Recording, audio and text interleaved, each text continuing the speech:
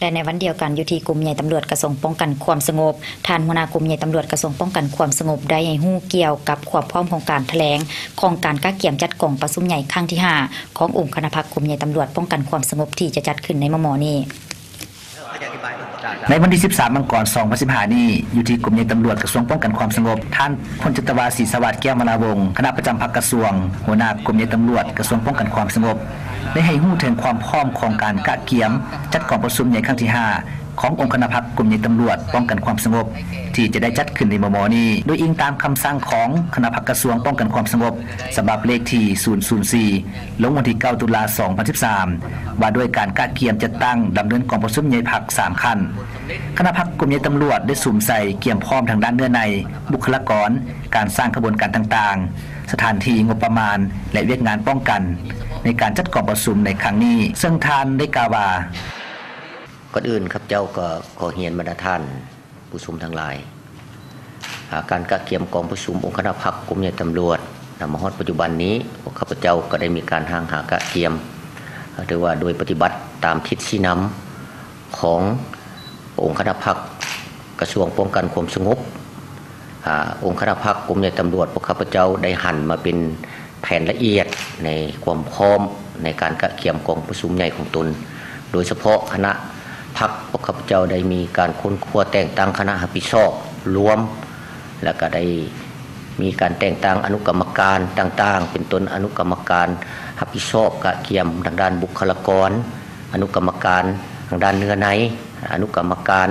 สถานที่พิธีการและอนุกรรมการทางด้านกระบวนการต่างๆเพื่อเฮ็ดให้การดำเนินกองประชุมของพรรคองค์คณะพรรคกลุ่มใหญ่ตำรวจครั้งที่5นี้ได้มีเนื้อในครบถ้วนแล้วก็มีบรรยากาศฟุดฟื้นสนัดมหอดปัจจุบันนี้โดยทั่วไปแล้วก็แม่นได้ปฏิบัติตามทิศชี้นำของคณะพรรคคันถึงพวกข้าพเจ้าก็ได้ปฏิบัติอย่างเอาจริงเอาจังและก็สร้างกระบวนการด้านต่างๆเป็นต้นและแม่นคณะพรรคกลุ่มใหญ่ตำรวจได้ชี้นำให้บรรดาหน่วยพรรคมีการเปิดดำเนินชีวิตการเมืองของตนขึ้นและก็ดำเนินกองประชุมใหญ่ขั้นของตนเพื่อคัดเลือกเอาผู้แทนสมบูรณ์เพื่อจะเข้าร่วมกองประชุมองค์คณะพรรคกลุ่มใหญ่ตำรวจถือว่ามหอดปัจจุบันนี้ถือว่าสำเร็จห้อยส่วนห้อยพร้อมกันนั้นก็ได้ดำเนินกองประชุมใหญ่สาวนุ่มแม่หญิงที่ขึ้นกับกลุ่มใหญ่ตำรวจก็ถือว่าสำเร็จห้อยส่วนห้อยพร้อมเดียวกันนั้นพวกข้าพเจ้าก็ได้ชี้นำในการจัดตั้งปฏิบัติตามมติคำสั่งและก็ตามพระบทบาทความรับผิดชอบขององค์คณะพรรคกลุ่มใหญ่ตำรวจในการชี้นำบรรษาเราลบวิสาเฉพาะต่างๆที่ขึ้นกับกลุ่มใหญ่ตำรวจเพื่อติดพันกับเวียงงานดังกล่าวนี้เหตุให้เวียงงานวิสาเฉพาะได้ลงถึงหากฐานประชาชนในขอบเขตทั่วประเทศพอรวมแล้วพวกข้าพเจ้าได้จัดตั้งพนักงานลงชี้นำพาบรรดาห้องตำรวจที่มีความซับซ้อนและยุ่งยากทางด้านปรากฏการณ์โนทเป็นต้นมันได้ลงช่วยชี้นำทางกำลังตำรวจของนครหลวงในการแก้ไขปัญหาปรากฏการณ์โนทด้านต่างๆเห็นว่าก็ได้มีบาดกาวและมีผลสำเร็จที่ดีโดยเฉพาะมันบรรดากรมวิชาสะโพกก็ได้มีผลสำเร็จในการปฏิบัติหน้าที่ของตนเพื่อเป็นผลงานคำนับตอนให้แก่กองประชุมใหญ่องค์คณะพรรคกรมใหญ่ตำรวจที่ได้จัดที่จะได้ไขขึ้นในมม.นี้สังรวมแล้วถือว่าบรรดาอนุกรรมการต่างๆมหอดปัจจุบันนี้พวกข้าพเจ้าได้มีการกวดกาปรับปรุงเป็นแต่ละระยะเห็นว่ามีความพร้อมห้อยส่วนห้อยเพื่อเห็นได้ความหมายความสำคัญของการสร้างกิจกรรมหัดแน่นความสามัคคีระหว่างพนักงานทั้ง6ภายในกลุ่มใหญ่ตำรวจฉะนั้นกลุ่มตำรวจเศรษฐกิจจึงได้สร้างเดินกีฬาเปตังให้แก่กลุ่มใหญ่ตำรวจโดยได้รับการสนับสนุนจากบรรดาบริษัทห้างห้านประกอบส่วนเข้าในการสร้างเดินกีฬาเปตังในครั้งนี้รวมมูลค่าทั้งหมด70 ล้านกีบโดยเป็นเกียรติมอบของทานพันโทดร.ภูธรวรเพชรหัวหน้ากลุ่มตำรวจเศรษฐกิจเป็นเกียรติรับของทานพลจัตวาศรีสวัสดิ์แก้วมลาวงศ์หัวหน้ากลุ่มตำรวจมีบรรดาคณะพรรคคณะกรมกองห้องพร้อมด้วยพนักงานทั้ง6อ้อมข้างกลุ่มตำรวจเข้าร่วม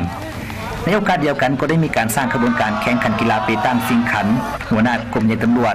โดยการนำพาของทานพันเอกอัมพาหอมพระจันทร์หัวหน้ากลุ่มสืบข่าวอาญาเพื่อคำนับต้อนวันสำคัญต่างๆของพรรคของชาติเบารวม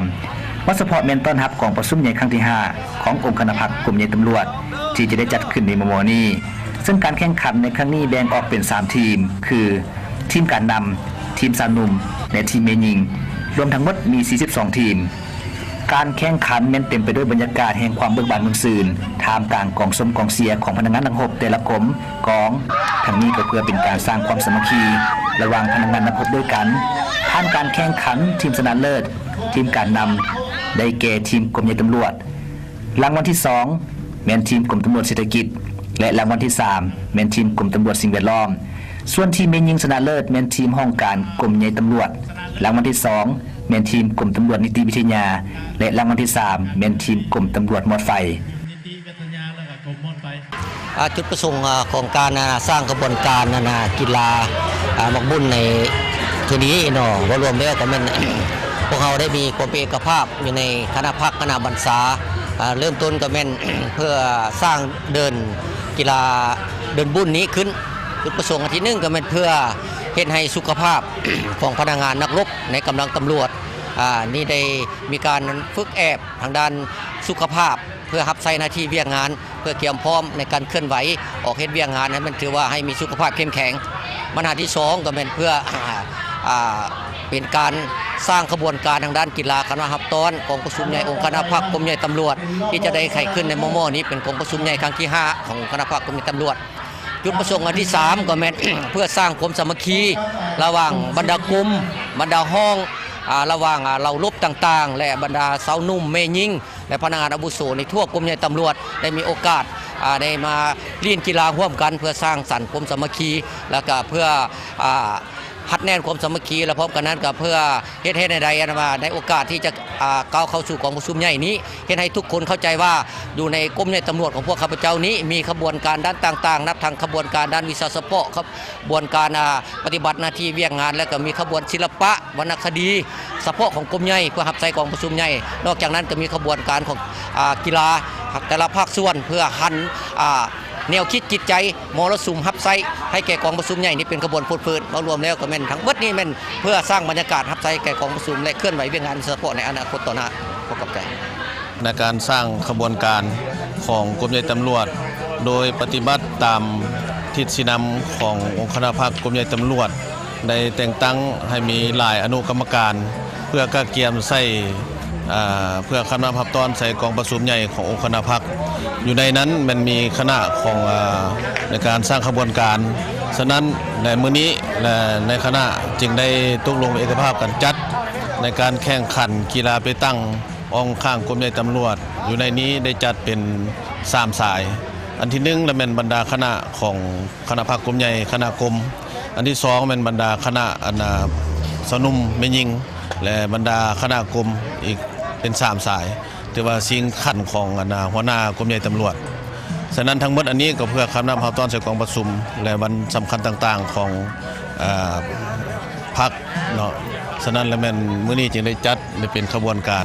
นี้ขึ้นมาอันนึงแล้วก็เพื่อเป็นการสร้างความสามัคคี